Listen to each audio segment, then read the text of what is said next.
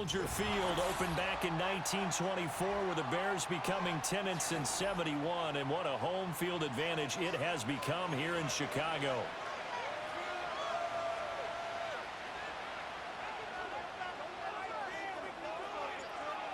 Set to go now. Yo, what up, YouTube? Back again with another video. Alright, going against the Vikings here. Let's see how this one unfolds, man. Still on the grind to the legendary level or division, as they call it.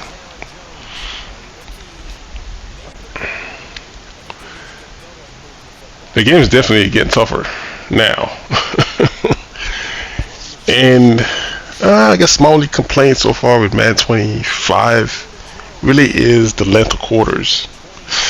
I just think it's kind of changed the way people play the second half of the game, of what I've been noticing, at least now that I'm starting to get in, like, a little bit into the levels. This play that's calling right here with these two stops in the middle, disrupting my defense. We're gonna see how I adjust to it as the game progresses, but it's a good play because they just stop within the zones and is able to complete it. But there he goes again, to stop again. It's wide open again. So that's like one of his MOs that I have to like kind of keep in mind of as I play my zone in this game. But going back to like the times, because what I've been noticing too is like, okay, I played one game where I think it's kind of tied, and the guy's up. It's 7-10 in the third quarter, and I threw an interception with like 1 minute and 44 seconds left in the third quarter.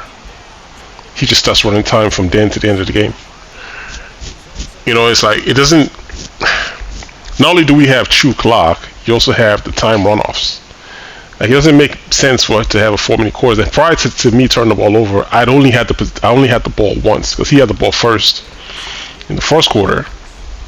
Ran the ball all the way to the second quarter, so like 2 minutes and some seconds left before I got the ball. My first possession in the second quarter, I score.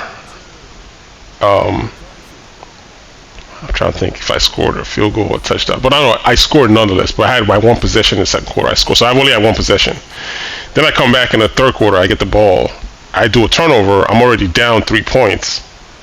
He gets the ball, so now I've only had 2 possessions now. He gets the ball and he's running the clock down. So I have had one possession in the first quarter, second quarter, a half a possession in the third quarter. He gets the ball back, and when the game starts, when he gets the ball first, he's already running the clock.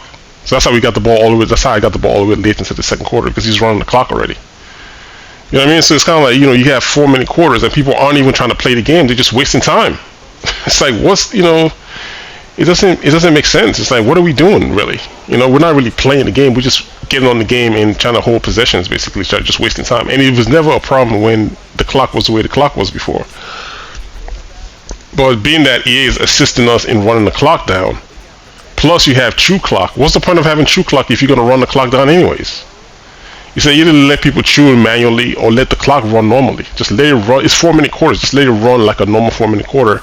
And if somebody wants to chew the clock manually, let them chew the clock manually. Like this, we know they're the ones chewing the clock. It's like you don't assist them in chewing the clock. It's just dumb. Because then you end up in a game where you play a whole entire game and each person has 2 possessions maybe. Depending on how much the other person's running the clock, you might just have one possession the whole entire game, and the whole entire game you're just playing defense because the other guy is chewing the clock. And people are getting wins that way. It's like they'll play the ball. If they get the ball first, they'll waste as much time as possible.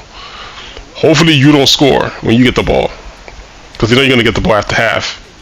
And if they turn you over on your first possession in that first half, they're going to run the clock down, possibly score a field goal. So now they have 2 scores. You get the ball in the third quarter, you score, you're already down. That's what happened. He was up 10-0. I score, so it's 10-7, and I get the ball back. I turn the ball over. He wastes time for the rest of the game. So for 1 minute and 44 seconds in the third quarter to the end of the game, he's wasting time. So I get like basically like a possession and a half, really, and he has the ball the whole entire game, just wasting time, running the clock. So it was fine when the game was released. They had it down perfectly. It was 4-minute quarters, and they just allowed the clock to run normally, and then you got the true clock if you wanted to. But now, 2 minutes is the only thing that stops the clock from. Actually, it doesn't even stop the clock from chewing. As soon as the ball drops under 2 minutes, the clock still keeps running. Before, It was second quarter and fourth quarter. If you got down to 2 minutes, the clock just ran normally. There was no time runoff after 2 minutes. It was like either you chew clock or the clock just, it'll run, but it'll just run its normal rate. And you get to use all of the seconds. So if you, like the way it is now, if it's 44 seconds left in the second quarter, if I complete a pass and I try to go down to the line scrimmage run on a play, it's going to run off 20 or 30 seconds off that clock. So I'm only going to, out of 44 seconds, I'm only going to be able to run 2 plays maybe. You know what I mean? I'm supposed to be able to run 4 plays or 5 plays within 44 seconds. I possibly, without a timeout, I could possibly only run 2 plays because of clock runoff. So yeah, they got to change that, man. I'm surprised nobody's really been complaining about it. I haven't heard anybody say anything about it yet. But it's getting to the point where it's like the higher level you go, the more frustrating and annoying it gets, because that's what everybody's doing now to win games. It's not like they're really stopping anybody. They're just controlling time of clock and possession. And God forbid you like it's a minute left in the third quarter and you're down and somebody gets the ball in the third quarter, they're gonna try to hold the ball for the rest of the game. So you got like almost 5 minutes of the ball and they're gonna try to hold it the whole entire rest of the game and I give it back to you by just like running little short plays and coming out in run formations and passing off of it in play action and just throwing short passes, and that's all they're gonna do all game till the clock runs out. So it kind of gets frustrating a little bit. It doesn't really make for an enjoyable game where it goes back and forth. Like this game right here was going like back and forth. We kind of were just playing. You don't get too many games like this that much. It's just everybody's trying to waste time. So the time wasting is just getting out of control. And the thing is, like, I don't blame people for like some of the tactics that they use. If you want to waste time, I don't care. But I don't assist them in doing it. Like let them set the true clock, let them set it up, and at least you know for a fact they're wasting time. So in other words, you're gonna waste time and true clock at the same. It's like you get double whammy. Just leave the clock alone. It's 4-minute quarters. If you want to they want to reduce from 5 minutes to 4 minutes, but just let the 4 minutes run normally. Just let it run, and let the user manually chew the clock. That way we can control the clock. If we're down and we want to come back, we can control how the clock moves. Because right now we have no control. I just don't like the fact that it runs under 2 minutes, the clock still runs. So if you got 30 seconds left and you complete a pass in the middle of the field, it's almost like you can't run another play if you don't have timeout. Because the clock runoff would just run the ball all the way down to like 3 seconds. From 30 seconds, you'd have no time. And it wasn't like that before, so I don't know why they changed that. It's hard to control the clock sometimes if you don't have timeouts. Or you just catch the ball and run out of bounds or something. You can't explore like the middle of the field if you wanted to, because you could before. With a minute left, you throw it in the middle, get to the line of scrimmage, clock the ball, and continue and stuff. But you can't even do that now.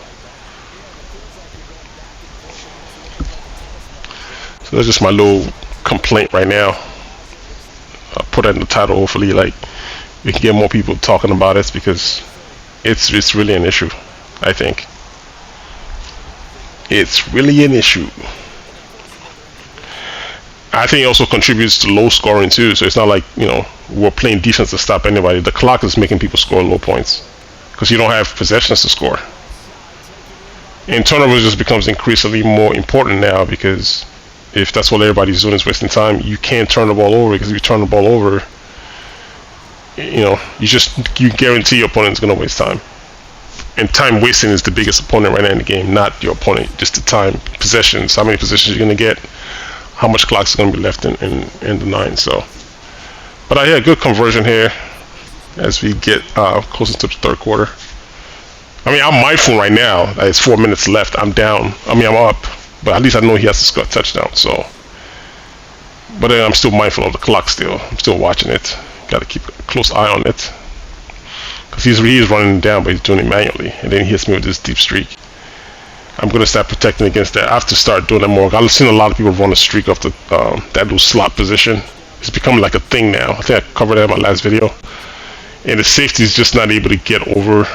They're not fast enough to like roll over, because they keep shuffling their feet. It's supposed to get into the middle of the field. So as this game goes, that's going to be my thing. It's just centering my safety in the middle if I'm playing cover 3. That way he doesn't rotate to the center, because they just take forever to rotate, and then the streak just beats him. So I'll see if I can score here. Do something. At least the good thing is that I got a field goal to take it overtime if I have to. But a touchdown would be nice. And you can see right here, he's playing a lot of cover 2, which I catch him in here as I'm able to hit this pass all the way upfield. On that 4th down conversion. I had a good setup here where my slot receiver just blocked that guy like it's supposed to. So he was able to come down and get me. Just bad block. 1-on-1 to the left. 1st down.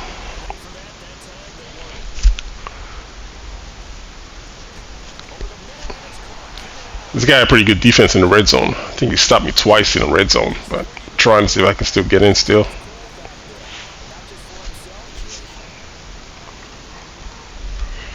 The reason I move my running back out there is for that right there. I wanted to get that play out the middle for my tight end, but he doesn't come down with the ball.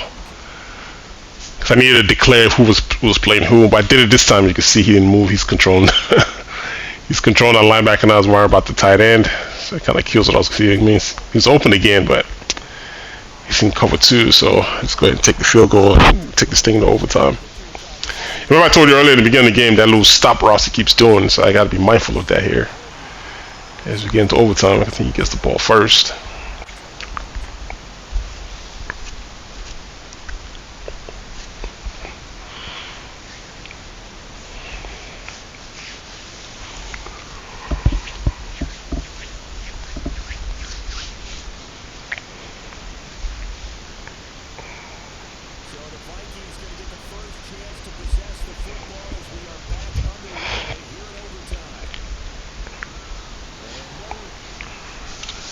Alright, and it's 2-on-2 formation, play action.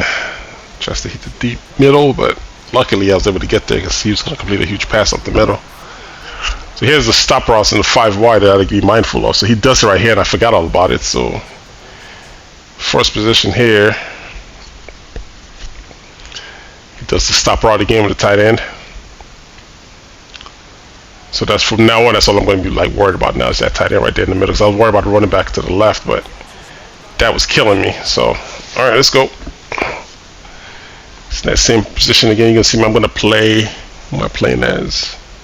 Playing as a lineman because I'm trying to stop people. He says I'm up deep this time and be able to get to the quarterback. That same formation again. I'm playing as the lineman. So you're going to see me just sit right there in the middle because I know he's going to run it again. And he's got me with the playmaker, and I'm not able to keep up with him as a lineman, so he's able to complete this pass upfield.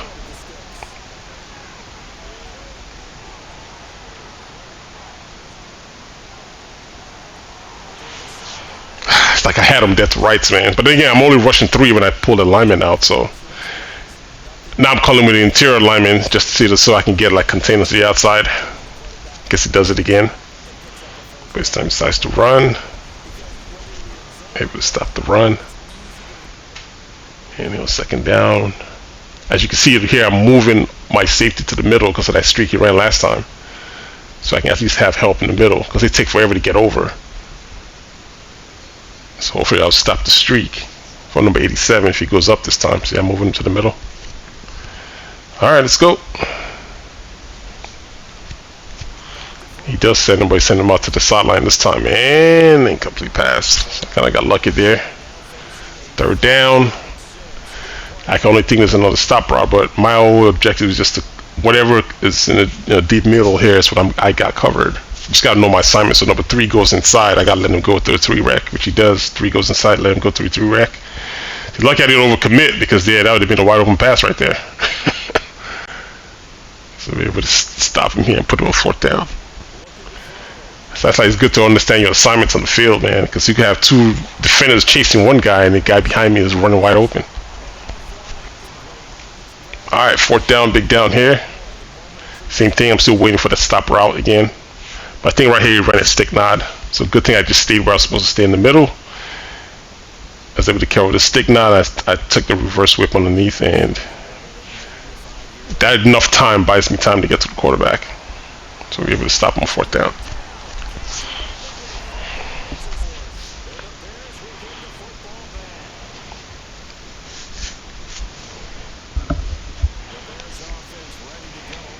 Like I said, he's playing a lot of cover 2. So this play kind of just beats cover 2 right here. Just what he's running, or cover 3 this time.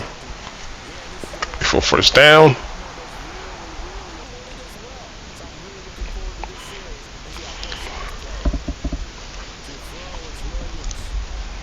Man-to-man, incomplete pass. I like this play because the running back sneaks up underneath after this guy goes in motion. Nobody really sees him in time, which I think the user saw him, but it was too late. We're able to convert for first down.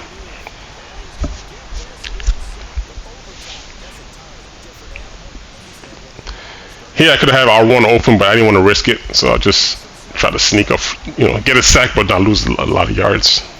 That's what that's about. 2nd and 11. Nice enough yards. 3rd and 5. Here is cover 2. The user is covering the second blue zone, but he leaves my right receiver on the right wide open. Could have scored a touchdown, but I had him on the out route there. But nonetheless, they're still able to take it in the end zone. That's it, man. The grind continues. But yeah, man, clock runoffs, man. They gotta do something about that. I'm pretty sure I can't be the only one complaining about it. It's starting to become a little issue right now. All right, y'all. Laters. 1.